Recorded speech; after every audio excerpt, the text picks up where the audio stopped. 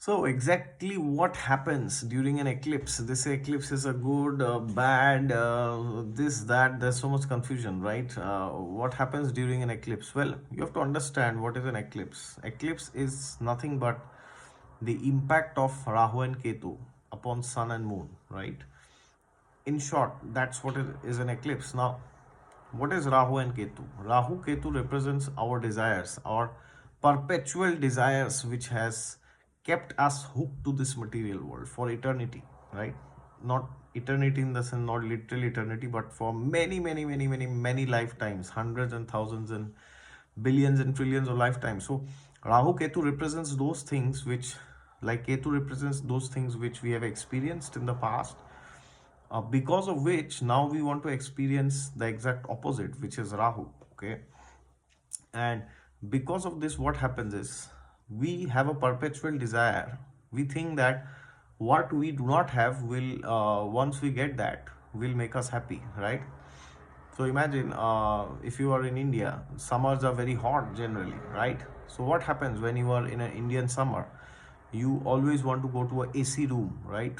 Get into a cooler or something. It's like happiness, right? So materialistic happiness is nothing but negation of pleasure, okay?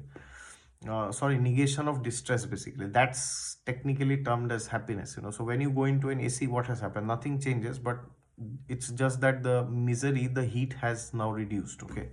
Similarly, now if you are in Europe, it's winter, it's already -1 here. So now what happens? Everybody is looking towards the heater, right? So the thing is, whenever you are, wherever you are, whenever you are in whichever part of the world, or whoever you are a man, woman, you are anybody, but you always have to understand that there is something which will always make you unhappy and will always give you some level of distress.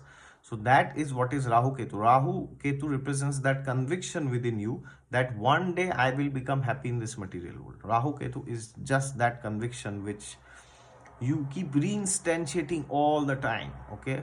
So when there is an eclipse, what happens is this conception that you have, that one day you will be happy in this world, which is an illusion, because Lord Krishna says in the Gita that the material world is dukhalayam ashashvatam. The only way is to look to him and go beyond this material world. Yeah, but sun moon represents us, our personality inside and outside, right? So when there's an eclipse, that conception of happiness or misery is reinstantiated again into our psyche. And every 6 months, 5 months, 7 months, that keeps happening always, right? So these eclipse cycles keep controlling us. So go beyond the eclipses and take to a spiritual path. That is the only solution. Thank you.